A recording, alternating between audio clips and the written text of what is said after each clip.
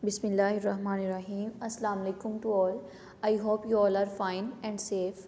Students, in previous lecture we have discussed about Boyle's law. Beta, here are some examples of Boyle's law. Example 5.1 and example 5.2. Beta, you will do it by yourself because it is very easy examples. So you will do it by yourself, beta. Here is today we are going to discuss about absolute temperature scale. So beta, what is absolute temperature scale? तो बेटा Lord kelvin एक scientist था जिसने सबसे पहले absolute temperature scale, जिसको हम kelvin scale भी कहते हैं, कि टर्म को इंट्रोड्यूस करवाया था। ठीक है, उसने क्या कहा था कि this scale of temperature starts, ये जो स्केल है टेम्परेचर का ये 0 केल्विन से स्टार्ट होता है, या हम कह सकते हैं सेल्सियस स्केल में बात करें तो ये -273.15 जो है वो डिग्री सेल्सियस से जो है वो ये स्टार्ट होता है। या हम कह सकते हैं कि जो 0 केल्विन है वो इक्वल होता है सेल्सियस में -273.15 डिग्री सेल्सियस के इक्वल होता है। ठीक है, तो जिसको बाद में एब्सोल्यूट ज़ीरो का नाम भी दिया था। अब ये होता क्या है, ये 0 केल्विन या एब्सोल्यूट ज़ीरो, ये केल्विन स्केल जो एब्सोल्यूट टेम्परेचर स्केल जो दे दिया है, ये बेटा क्या होता है, इसकी क्या नीड है। ठीक है, सो हुआ ये था कि बेटा ये वो टेम्परेचर है जिस पे कोई भी गैस जो है वो 0 वॉल्यूम पे आइडियली बिहेव करती है। ठीक है, कोई गैस जो है उसने अगर आइडियली बिहेव करना है तो उसके लिए क्या होगा कि वो 0 केल्विन टेम्परेचर पे 0 वॉल्यूम पे, ये वो temperature absolute zero is that temperature at which the gas behaves ideally. कोई भी गैस जो है वो आइडियली बिहेव करती है। ठीक है, कोई भी गैस क्या करती है बेटे, आइडियली बिहेव करती है। ठीक है, सो बेटा ये बोथ स्केल जो हैं वो ये इक्वल डिग्री रेंजेस के होते हैं। अगर हमारे पास 0 केल्विन है तो ऑब्वियसली वो सेल्सियस में -273.15 होगा। ठीक है, और अगर केल्विन में 273 है तो वो उसमें जब हमारे पास केल्विन में अगर वो 273 है तो हमारे पास सेल्सियस में वो 0 डिग्री सेल्सियस के इक्वल होगा। ठीक है बेटा, अगर हमारे पास जो है वो केल्विन में टेम्परेचर हमें फाइंड आउट करना पड़े और सेल्सियस में टेम्परेचर दिया गया हो तो उसके लिए इक्वेशन लिखी हुई है। केल्विन के टेम्परेचर को फाइंड आउट करना हो तो सेल्सियस का टेम्परेचर प्लस 273 डिग्री 273 हम उसमें प्लस कर देंगे। सेल्सियस में अगर फाइंड आउट करना पड़े तो केल्विन में से हम 273 को जो है वो माइनस कर देंगे तो हमारे पास जो है ये आ जाते हैं जी कि किस तरह से हम जो है वो टेम्परेचर को सेल्सियस में फाइंड आउट कर सकते हैं। तो बेटा अगर यहाँ पर आप देखें तो देख सकते हैं 0 डिग्री सेल्सियस केल्विन में 273, -100 तो 173, -273, -273 तो 0 केल्विन के इक्वल जो है वो हमारे पास आ जाता है। ठीक है बेटा, ये इंपॉर्टेंट शॉर्ट क्वेश्चन है। Next we have Charles law. बेटा चार्ल्स लॉ में अगर हम देखें तो जैसे हमने बॉयल्स लॉ डिस्कस किया था तो इसी तरह से हमारे पास चार्ल्स लॉ है। इसमें एक साइंटिस्ट था चार्ल्स, उसने ये लॉ पेश किया था। जे चार्ल्स इसने 1787 में ये जो है वो लॉ पेश किया था। ये भी बेटा गैसेस पे ही जो है वो लॉ बेस करता है। सो इस लॉ के अकॉर्डिंग क्या था, द रिलेशनशिप, इसमें उसने क्या किया था बेटा, वॉल्यूम और टेम्परेचर का रिलेशनशिप देखा था और प्रेशर को कांस्टेंट रखा था। जो हमने बॉयल्स में देखा था उसमें हमने टेम्परेचर कांस्टेंट रखा था। ठीक है, प्रेशर और वॉल्यूम का रिलेशनशिप देखा था। But here we have pressure is constant and we will check the relationship between temperature and volume.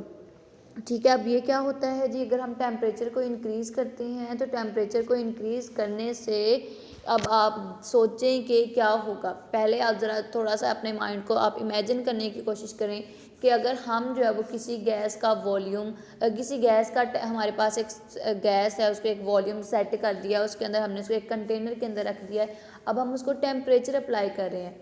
ठीक है, हम क्या कर रहे हैं बेटे, टेम्परेचर अप्लाई करें। सो आप ज़रा सोचें, इमेजिन करें कि टेम्परेचर अप्लाई करने से क्या होगा। ठीक है, इमेजिन करें बेटा आप लोग ज़रा कि टेम्परेचर अप्लाई करने से उस गैस का वॉल्यूम कम होगा या ज़्यादा होगा। ठीक है, कल हमने देखा था बॉयल्स लॉ में कि टेम्परेचर कांस्टेंट था और जब हमने प्रेशर अप्लाई किया था तो वॉल्यूम डिक्रीज़ कर गया था। अब इस केस में क्या होगा बेटा, जब हमारे पास सिंपल कोई गैस है, गैस को हम क्या करेंगे, हीट करेंगे। तो हीटिंग के दौरान क्या होगा, गैस के मॉलिक्यूल्स ऑलरेडी इतनी स्पेसिस, उनके दरमियान इंटरमोलिकुलर स्पेसिस बहुत ज़्यादा होती हैं। सो जैसे ही हम उनको हीट करेंगे तो आफ्टर हीटिंग वो गैस के मॉलिक्यूल जो होंगे वो और स्पीड के साथ जो है वो वाइब्रेट करना शुरू हो जाएंगे, एक दूसरे से दूर दूर जाना शुरू हो जाएंगे, तेज़ी तेज़ी के साथ मूव करना शुरू हो जाएंगे। तो उससे क्या होगा, किसी भी गैस का वॉल्यूम बढ़ जाएगा। टेम्परेचर जैसे जैसे इंक्रीज करेंगे वैसे वैसे ही जो है वो मूवमेंट मॉलिक्यूल्स की तेज़ हो जाएगी, फास्ट मूवमेंट हो जाएगी, स्पीड से वो मूव करेंगे, तो उस वजह से उसका वॉल्यूम भी क्या हो जाएगा, इंक्रीज हो जाएगा। ठीक है, सो रिलेशनशिप क्या है चार्ल्स लॉ में, हम देखते हैं जी कि the relationship is between volume and temperature when we keep the pressure constant. ठीक है, जो हमने अभी मैंने आपको बता दिया है। सो फ्रेंच साइंटिस्ट था जे चार्ल्स बेटा, उसने 1787 के अंदर ये लॉ प्रेजेंट किया था। उसके अकॉर्डिंग क्या है जी, the volume of a given mass of a gas is directly proportional to the absolute temperature. Why is directly proportional? Because बेटा कि अगर हम टेम्परेचर इंक्रीज़ करते हैं तो वॉल्यूम भी इंक्रीज़ करेगा।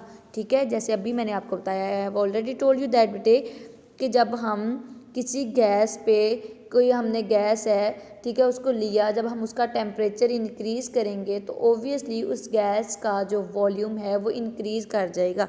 ठीक है, so that's why temperature is always directly proportional to volume of a gas. ठीक है, व्हेन, ये बेटा तब होगा when we keep the pressure constant, जब हम प्रेशर को क्या रखते हैं, कांस्टेंट रखते हैं। ठीक है, when pressure is constant the volume of a given mass of a gas is proportional to absolute temperature and it will mathematically represented as volume जो है वो बेटे डायरेक्टली प्रोपोर्शनल है टेम्परेचर के, सो रिप्रेजेंटेड एज v जो है वो directly proportional है। ठीक है, ठीक है, और हमारे पास अगर देखें इस प्रोपोर्शनैलिटी के साइन को अगर हम ख़त्म करें तो इसके लिए हम एक प्रोपोर्शनल कांस्टेंट लगा देंगे, दैट इज़ के, that is the proportionality constant.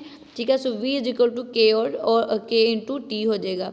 और अगर हमें जो है वो के को सेपरेट करना पड़े तो ऑब्वियसली के के साथ टी जो है वो मल्टीप्लाई हो रहा है, तो इज इक्वल साइन की दूसरी तरफ जाकर ये डिवाइड हो जाएगा। So K is equal to V by T बन जाएगा। So where K is proportionality constant and if temperature of the gas is increase its volume is also it will also increase. ठीक है, so when temperature is changed T1 to T2 the volume will also change from V1 to V2. so we can say that K is equal to V1 over T1 is equal to and K is equal to V2 over T2. so हमारे पास K दोनों जो है वो same है, so K is equal to K, हम कह सकते हैं V1 over T1 is equal to V2 over T2. so बेटा this is Charles law. Next बेटा here we have the experimental verification of Charles law. अगर मैं आपको एक्सपेरिमेंटली, जैसे हमने बॉयज़ लॉ को एक्सपेरिमेंटली प्रूव किया था, सो जस्ट लाइक दैट मैं अगर आपको चार्ल्स लॉ को एक्सपेरिमेंटली प्रूव करने का कहूँ तो आपको आना चाहिए। ठीक है, कैसे हम इसको जो है एक्सपेरिमेंटली प्रूव कर सकते हैं। सो फर्स्ट ऑफ ऑल बेटा वी विल टेक गैस, हम एक गैस लेंगे, उस गैस को एक सिलेंडर के अंदर फिल कर देंगे। ठीक है, एक सिलेंडर के अंदर क्या कर लेंगे, एक सर्टन अमाउंट ऑफ गैस ले लेनी है हमने, उस गैस को इनक्लोज कर लेना है, एक सिलेंडर के अंदर फिल कर देना है। ठीक है, जिसके ऊपर हमने एक मूवेबल पिस्टन रखा हुआ है। ठीक है, वो पिस्टन मूवेबल है यानी मूव कर सकता है, वो जो ढक्कन है वो मूवेबल है। ठीक है, अब सपोज हमारे पास जो इनिशियल वॉल्यूम है दैट इज़ 50 सेंटीमीटर क्यूब है and the initial temperature is 25 degree Celsius. But जैसे ही हम उस 25 डिग्री सेल्सियस को 100 डिग्री सेल्सियस पे लेके जाएंगे बेटा, तो what will happen, temperature increase कर रहा है। तो ओबियसली हमने चार्ल्स लॉ में देखा है कि टेम्परेचर के इंक्रीज़ करने से वॉल्यूम भी इंक्रीज़ करता है, तो इसका वॉल्यूम भी क्या करेगा, इंक्रीज़ करेगा। ठीक है, सो इसका वॉल्यूम बेटे 62.5 डिग्री सेल्सियस हो जाएगा। टेम्परेचर के इंक्रीज़ करने से क्या हुआ, इसका वॉल्यूम भी इंक्रीज़ कर गया है। अगर आप यहाँ पे देखें आपको नज़र आ रहा है, पहले ये वॉल्यूम था, बट जैसे ही हमने टेम्परेचर इंक्रीज़ किया तो वॉल्यूम क्या हो गया है जी, बढ़ गया है। ठीक है, सो ये हमारे पास जो है वो चार्ल्स लॉ है, जिसको हमने आज जो है वो देख लिया है बेटे। This is about Charles law, I hope you understand it well. Okay my dear students, बेटा ये जो पिंक बॉक्स रेड बॉक्स वगैरह होते हैं ना, इनको अच्छे से देख लिया करें, या इनमें से अक्सर ही MCQs वगैरह और शॉर्ट क्वेश्चंस बन के आ जाते होते हैं। ठीक है, और ये नीचे एग्जाम्पल दी हुई है, अगर हम थोड़ा सा एग्जाम्पल को भी देख लें तो हमारे पास एक सैम्पल है, ऑक्सीजन गैस है जिसका वॉल्यूम इतना है और इसके टेम्परेचर जो है वो -30 डिग्री सेल्सियस है। बट अब क्या होगा, जैसे ही हम उसका जो है वो वॉल्यूम इंक्रीज़ करते हैं तो टेम्परेचर भी इंक्रीज़ कर जाएगा। ठीक है, अब यहाँ पे आपके पास वॉल्यूम इंक्रीज़ किया तो ऑब्वियसली वॉल्यूम इंक्रीज़ करेंगे तो आप फॉर्मूला लगाएंगे ये वाला। ठीक है, ये वाला फॉर्मूला लगाएंगे, वैल्यूज़ पुट करेंगे, हमारे पास V1 भी आ गई है, हमारे पास V2 भी आ गई, T1 भी आ गई, T2 हमने फाइंड करनी है।